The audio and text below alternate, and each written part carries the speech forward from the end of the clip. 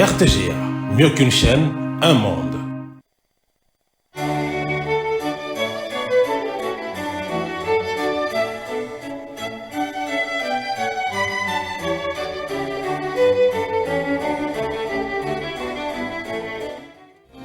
Ce journal vous est offert par Tango Protection.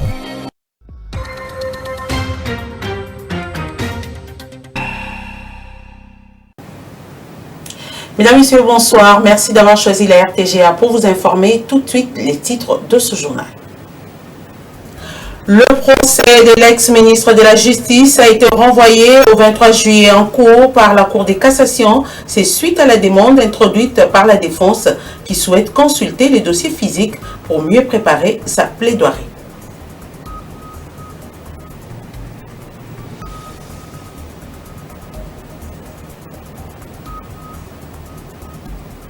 Ouverture des travaux sur la gouvernance numérique en République démocratique du Congo. Objectif, aider les agents et cadres de l'administration publique congolaise à améliorer leur rendement.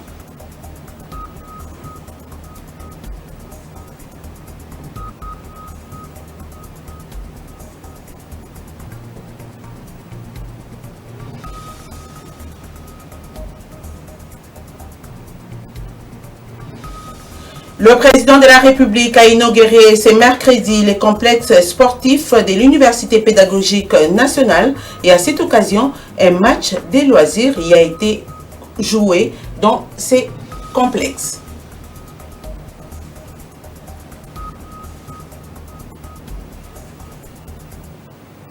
Encore une fois, bienvenue dans cette grande édition du journal sur la RTGA. Le procès de l'ancien ministre de la Justice, Constant Mutamba, a été renvoyé au 23 juillet prochain par la Cour de cassation pour cause une demande de report introduite par la défense qui souhaite consulter les dossiers physiques afin de mieux préparer sa plaidoirie.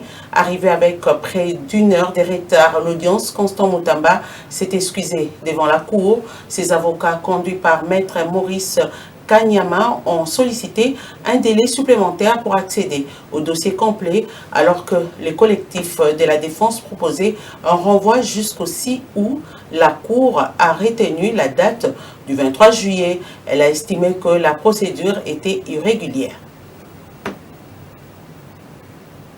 Et je l'ai dit au sommaire, après 3 jours d'intenses activités en rapport avec la remise à niveau des élus provinciaux et les experts administratifs de l'Assemblée provinciale organisée par le secrétariat national pour le renforcement des capacités Sénarec au Maniema, le gouverneur de province a clôturé ce mercredi la dite session spéciale à la satisfaction totale de l'organisateur qui admire la participation active de l'auditoire composé de 22 députés provinciaux, plus de détails dans ce reportage qui signe Roger Ebolinda Nzenga, notre permanent dans la région. Qui commence bien finit bien, dit-on. C'est ce mercredi 9 juillet 2025 que les députés provinciaux, sous la houlette du docteur Kibungi Mutanga Junior, président de l'organe délibérant du Maniema, et Moussa Kabankoubi Moïse avec tous ses ministres provinciaux, ont participé dans un atelier commun pour clôturer en toute beauté cette session spéciale. Dans la communication de ce mercredi, le thème projet structurant, moteur du développement présenté par le coach Maïs et du Sénarec a épaté les participants de ce séminaire. Ici, il y a 3 acteurs majeurs qui sont dans l'obligation de travailler d'une manière collégiale. Vous avez l'Assemblée exécutive provinciale, vous avez l'Assemblée provinciale, mais vous avez un acteur majeur qui est la société civile. Pour terminer, le président de l'Assemblée provinciale, Dr Kibungi Mutanga Junior, a, dans son discours de clôture, demandé aux bénéficiaires de ce séminaire de capitaliser les enseignements réussis au cours de ce séminaire. Pour clore mon propos, je vous invite donc à bien vouloir capitaliser les acquis de cette formation qui impacteront positivement sur le mode de gestion de la chose publique au plus grand bénéfice de la population d'Imani. Au finish, le coordonnateur adjoint du Sénarec a prononcé le communiqué final des activités du séminaire avant que le gouverneur clôture les activités de ce séminaire avec un discours. Hommage le plus déférent à son Excellence Félix Antoine Tshisekedi Tshilombo, président de la République, chef de l'État. pour son leadership transformationnel, pour sa vision éclairée de bonne gouvernance fondée sur l'état des droits, visant à créer une administration publique efficace, transparente et au service du peuple. Pendant ces temps, le Conseil national des suivis de l'accord et du processus électoral, CENSA, condamne la résurgence des actes de violence et la montée du tribalisme et du régionalisme dont les chefs de certains Congolais au cours de sa session ordinaire hebdomadaire du mardi 8 juillet présidée par Joseph Olengankoy. Le président constate que les Congolais ne se font plus confiance et préconise la tenue d'un dialogue entre Congolais pour discuter de problèmes internes. Jacques-Olivier Mouloubandombe nous en parle.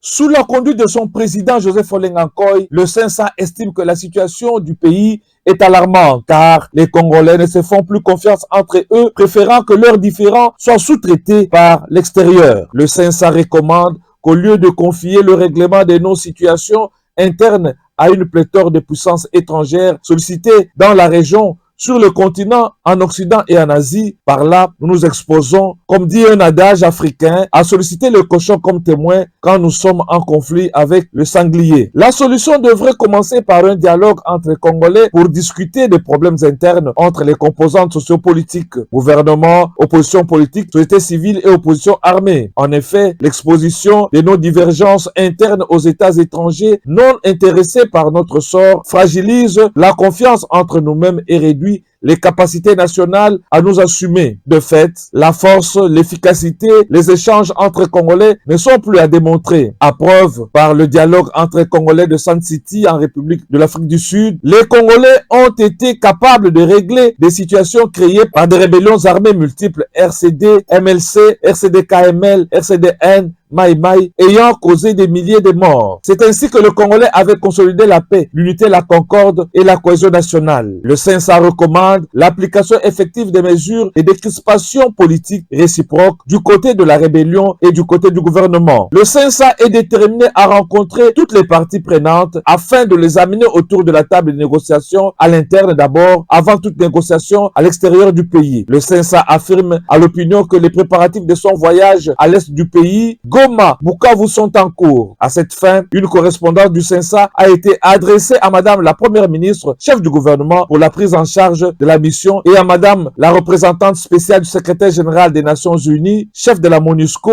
pour la facilitation du transport. Le CENSA condamne la résurgence des actes de violence, notamment ceux survenus du 3 au 5 juillet 2025 dans la province de Lualaba, où 8 corps sans vie des motocyclistes ont été retrouvés dans la brousse de Kisankala. Le CENSA déplore la non prise en compte de ces différentes communications et de sa correspondance du 18 février 2025 adressée à la Première ministre, chef du gouvernement, sur la montée du tribalisme et du régionalisme. Pourtant, celle-ci était une alerte pour prévenir ou éviter de tels actes de haine provinciale, ethnique et tribale qui détruisent l'unité du pays.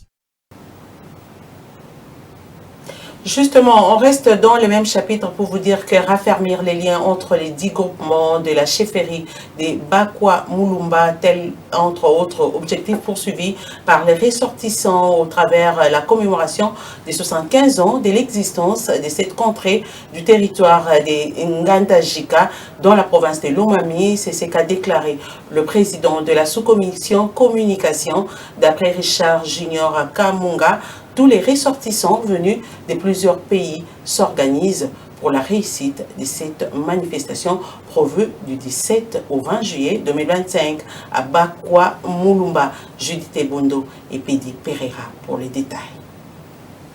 Placés sous les thèmes de la reconnexion à nos racines et la reconstruction d'un avenir commun, les festivités des 75 ans d'existence de la chefferie des Bakwa Mulumba que dirige depuis 1993 le chef Baloji Katenda visent non seulement à raffermir les liens entre les 10 groupements qu'elle regorge, mais aussi à sceller un engagement collectif pour un futur meilleur fondé sur l'unité, la culture et le développement. Occasion pour l'un des membres de l'équipe d'organisation de ces festivités d'appeler les fils et filles de ces terroirs à participer à sa reconstruction.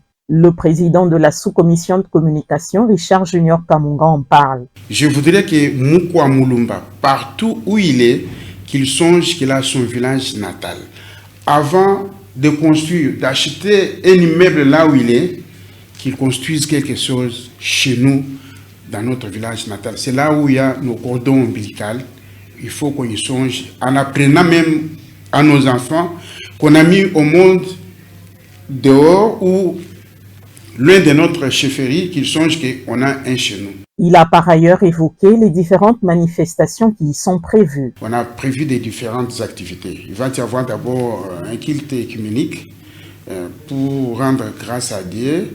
Et il va y avoir des matchs de football. Il va y avoir des conférences, débats. Il va y avoir aussi des concerts avec les trios qu'on va trouver sur place. Mais on fait quand même déplacer quelques orchestres de Kinshasa 2. Il va y avoir de visites, parce que chez nous, il y a des grottes naturelles qui prennent une distance d'une vingtaine de kilomètres. Et puis, on aura quand même à visiter les grottes et voir ce qui sera sur place. Donc, il va y avoir aussi les expositions sur place. Vaste de 363 km², la chefferie des Bakwa Mulumba du territoire de Ngandajika dans la province de Lomami, où la langue Luba est parlée, compte 10 clans, notamment les Bakwa Chileu, les Bakwa Njanja, les Bakwa Ngambwa, Benacha Banza, pour ne citer que ceux-ci. On va parler sécurité dans ce journal lancé depuis le 16 juin 2025 par le vice-premier ministre, ministre de l'Intérieur. L'opération Ndobo 2 poursuit son cours normal au cours d'une parade organisée par le commissariat provincial de la police nationale congolaise, ville de Kinshasa, au stade des martyrs de la Pentecôte. Les commandants de la police de la capitale, le commissaire divisionnaire Israël Kantou Makoulou, a instruit ses troupes à doubler des vigilances et à travailler d'arrache-pied jours et nuits jusqu'à ce que les derniers civiques se convertissent, nous dit fidèle David Luzolo Kubata. Lancée par les autorités gouvernementales, l'opération Ndobo 2 fait du chemin à Kinshasa. Le commandant de la police, le commissaire divisionnaire Israël Kantou Makoulou, continue à galvaniser ses troupes pour traquer les braqueurs, les koulouna et autres voleurs à main armée. Lors de la dernière causerie morale tenue à l'intention des différentes unités de la police, le commissaire provincial PNC-Ville de Kinshasa a instruit ses éléments à doubler des vigilances et à travailler d'arrache-pied jour et nuit jusqu'à ce que le dernier civique change de comportement. Nous allons sur terrain pour d'abord rechercher les civiques, les arrêter pour rendre compte de la population. Pour que nous pour filmer dans la population. Car vous avez dit que c'est le lieu. Avec le monde, avec le monde et télévision. L'essentiel, c'est de dire dans le terrain.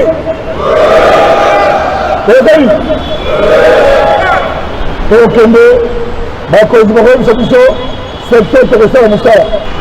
Et que vous avez pas moyen. Ceux qui n'ont pas réputé, pour que ça me casse Bayoka. Banane Bayoka, Bamoïbi, dans le civique, ceux qui n'ont réputé, pour que ça me casse Bayoka. Pour Israël, Kantou Makoulou, ces éléments ne vont pas baisser les bras et vont continuer à multiplier des stratégies pour que Ndobo 2, initié par le vice-premier ministre et ministre de l'Intérieur, sécurité et affaires coutumières, puisse récolter des fruits dignes des grandes opérations. Ça y est, la loi portant programmation de la mise en œuvre de la réforme de la police nationale congolaise récemment adoptée au Parlement a été promulguée par le chef de l'État, Félix-Antoine Tshisekedi Tshilombo, pour les réseaux pour la réforme du secteur de sécurité et de justice, qui s'est réjoui de cette proclamation par les biais de son coordonnateur national, Emmanuel Kabengele. Cette loi a le mérite, entre autres, de se pencher sur les crédits substantiels à allouer à la police nationale congolaise en vue d'améliorer les conditions socio-professionnelles du policier et la construction et la réhabilitation des infrastructures de la PNC. Encore une fois de plus, David Fidèle Luzolo Kubanza, cette fois-ci avec Yannick Bilam.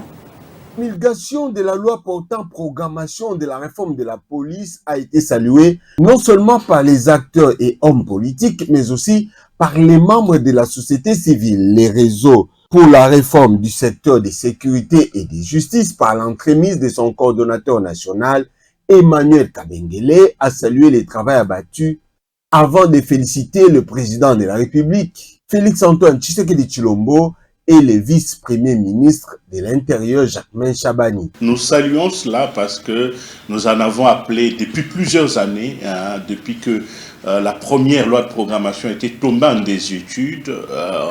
Nous en avons effectivement appelé pour qu'on prenne une loi de programmation de la réforme de la police. Maintenant, c'est chose faite. Et là, nous félicitons le président de la République, nous félicitons le vice-premier ministre et ministre de l'Intérieur qui s'est battu. À côté des forces que présente cette loi, Emmanuel Kabengele a tout de même relevé quelques points faibles de ce document. Cette loi est adoptée, en des termes importants, mais la grande faiblesse, c'est que la loi ne détermine pas clairement le moyen de gestion de ce fonds. Je crois que c'est sous la tutelle, en fait, un peu du ministre de l'Intérieur. Mais au-delà de ça, il faut un mécanisme, en fait, un peu opérationnel, parce qu'il y a plusieurs structures qui se retrouvent, qui entrent en ligne des comptes. Pour Emmanuel Kabengele, cette loi, si elle est exécutée correctement, va apporter du sourire non seulement aux éléments de la police, mais aussi à la population considérée depuis longtemps comme des plates-bandes de policiers. Mais en même temps, on a adopté la loi. Nous, on se dit toujours qu'il ne suffit pas d'adopter la loi. On adopte, on la promulgue. Maintenant vient la meilleure phase, l'exécution. Eh bien, comme société civile, nous serons également regardants, on fera le monitoring du suivi de la mise en œuvre de la loi de programmation quant au décaissement. Vraisemblablement, après l'étape de l'examen, adoption et promulgation, le moment le plus important à venir, c'est la mise en œuvre de la dite loi.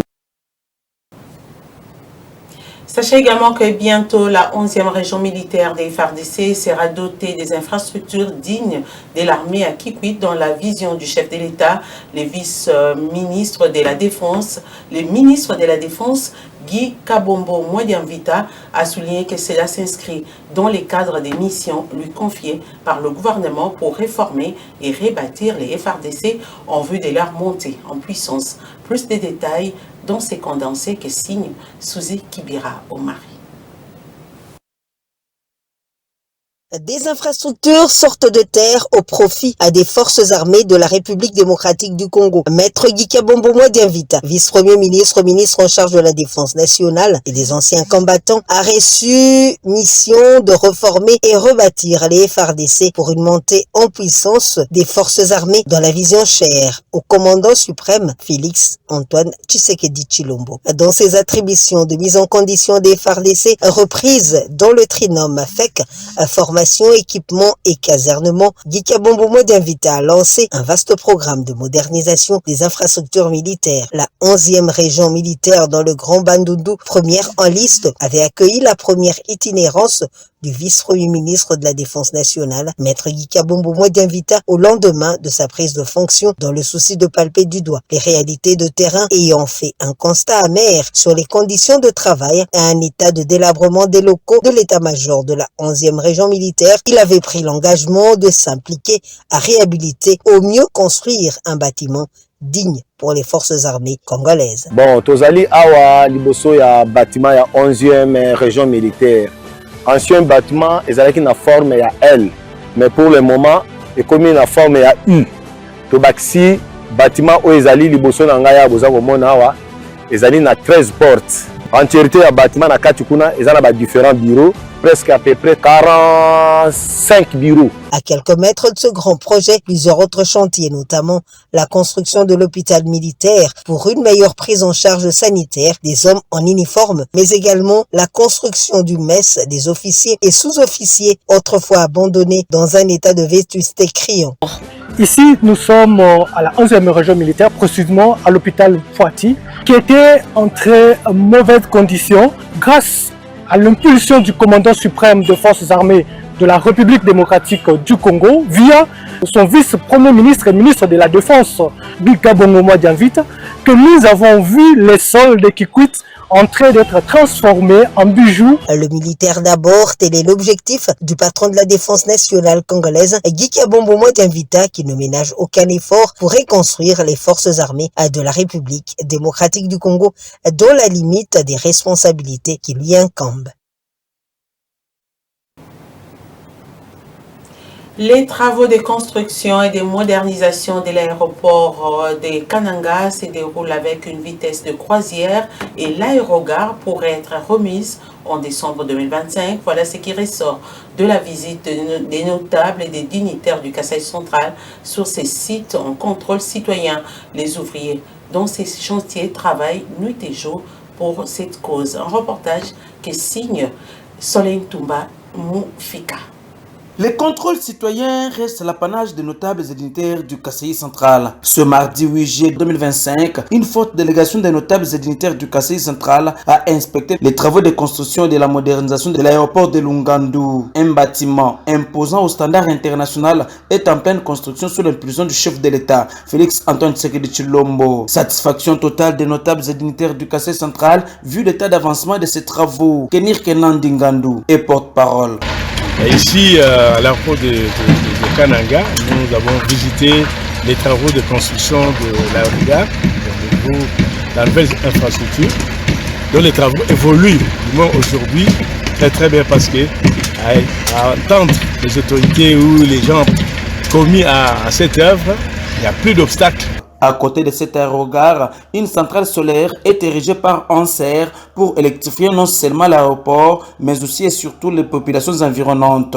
Les notables et dignitaires constatent ceci avant de plaider en ces termes. Notre tour de contrôle, quand vous le voyez même à l'ERMI, il est trop court au point que le personnel commun ne peut pas voir les deux bouts de l'aéroport. Mais au-delà de cet ouvrage qui est d'ailleurs magnifique, du point de vue travaux, nous voyons que le bout de notre piste d'atterrissage risque de coincer avec l'université que nous construisons. Là aussi, il y a eu un problème de planification antérieure. Cette visite constitue un offre de soulagement pour le commandant de la RVA, Patrick Bondo. Les invite également à être leur interprète. Nous avons visité avec eux la centrale solaire. Nous avons visité avec eux la nouvelle aérogare en construction. Nous avons partagé avec eux nos petits soucis et là ils sont d'accord, ils sont prêts à nous accompagner et nous sommes en train de le certifier. Quand ils sont derrière un dossier, alors nous pouvons nous réjouir déjà pour dire que cela est fait. Il faut le dire, ces travaux ont été lancés depuis le 10 juillet 2023 pour une durée de 18 mois et ils ont connu plusieurs difficultés liées aux intrants à la construction, l'état des routes pour acheminer les matériaux en provenance de Kinshasa, pour ne citer que ceci. Selon les estimations de l'entreprise, l'ouvrage sera livré sauf imprévu en décembre 2025 car il travaille nuit et jour sans difficulté aucune. Le président de la République, Félix Antoine Tshisekedi Tshilombo, a procédé ce mercredi 9 juillet 2025 à l'inauguration officielle du complexe sportif de l'Université pédagogique nationale UPN à Kinshasa. La cérémonie s'est déroulée en présence de plusieurs membres du gouvernement, de nombreuses personnalités académiques, d'une foule d'étudiants venus des différentes universités, ainsi que d'un public enthousiaste venu saluer cet événement majeur pour le secteur de l'enseignement supérieur.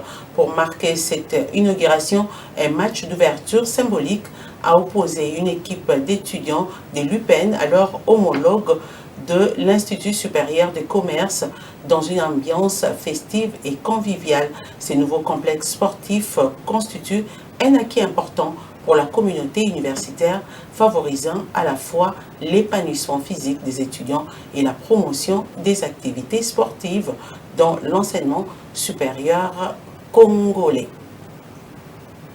Les agents et cadres de l'administration publique congolaise sont à l'école de la transformation numérique au bénéfice du pays. Ces derniers représentants des ministères des numériques et de la communication et médias participent à un atelier de formation ouvert ce mercredi au bureau de l'UNESCO en RDC, des travaux axés sur la gouvernance numérique et la gestion axée sur les résultats devant améliorer le rendement et booster le développement de la République démocratique du Congo. On fait le point avec Irène Moussouné.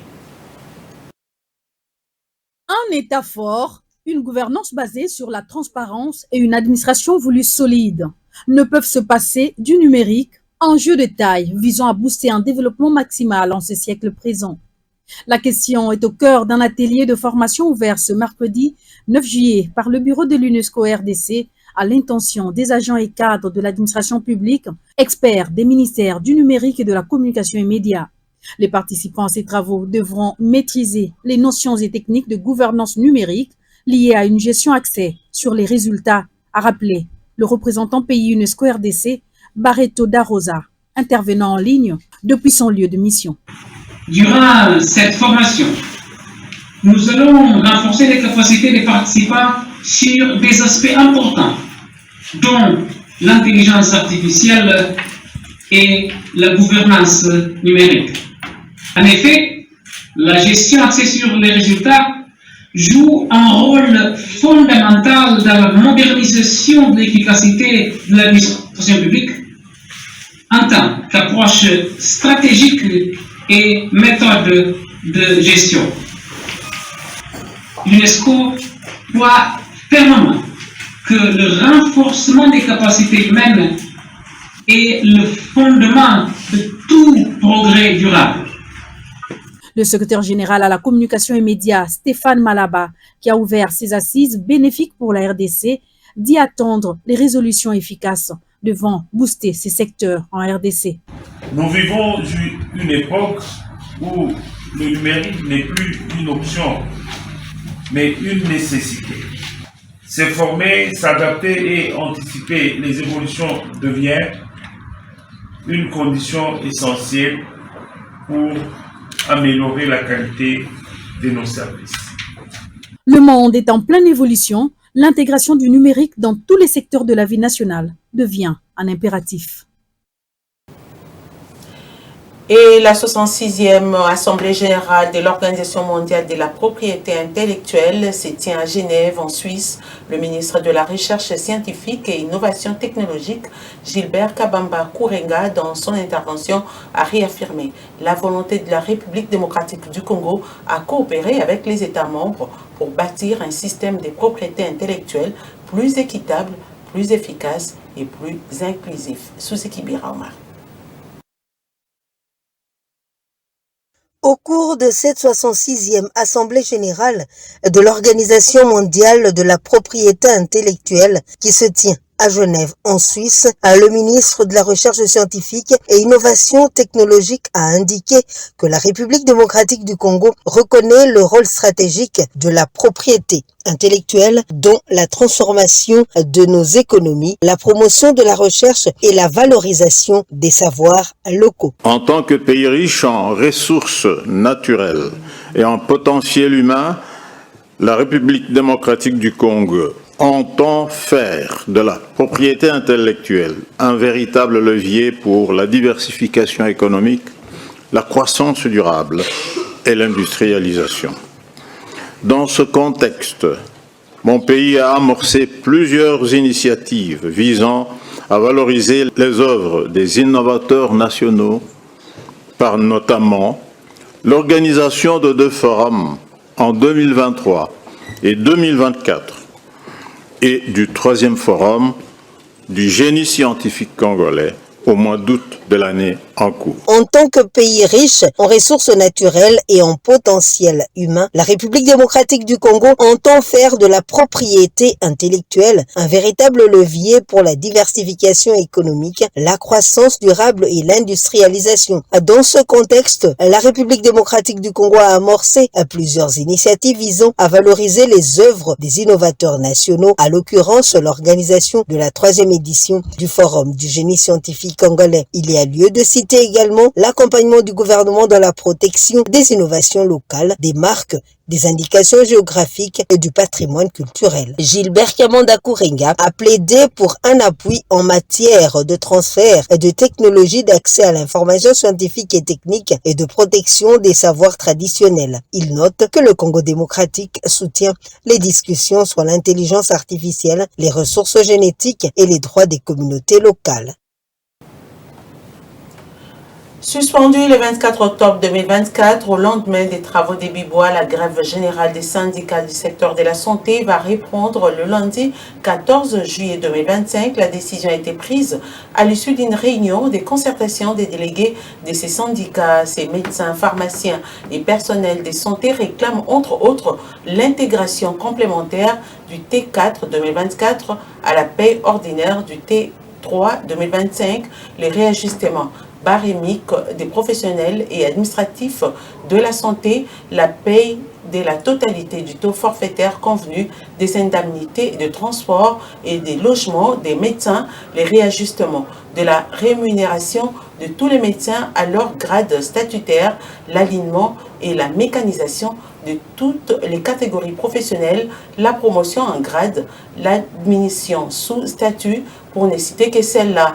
Un document reprenant les modalités pratiques de cette grève générale a même été déposé auprès de la Première ministre, chef du gouvernement. Voilà, ça n'est fini avec cette grande édition du journal. Mesdames, Messieurs, voici le rappel des titres. Le procès de l'ex-ministre de la Justice a été renvoyé au 23 juillet en cours par la Cour de cassation. C'est suite à la demande introduite par la défense qui souhaite consulter le dossier physique pour mieux préparer sa plaidoirie.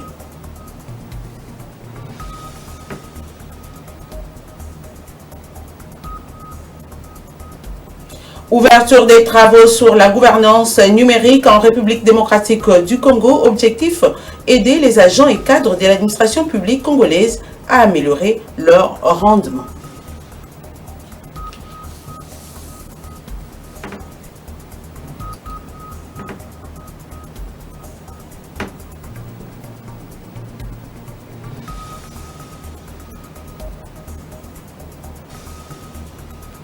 Le président de la République a inauguré ce mercredi le complexe sportif de l'Université pédagogique nationale et à cette occasion, un match de loisirs y a été joué.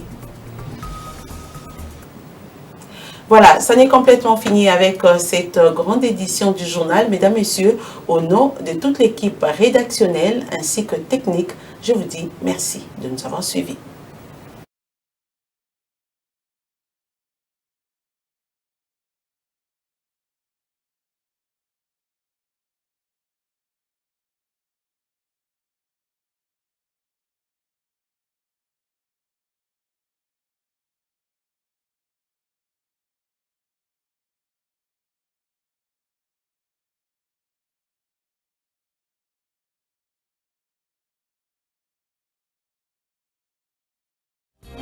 Ce journal vous a été offert par Tango Protection.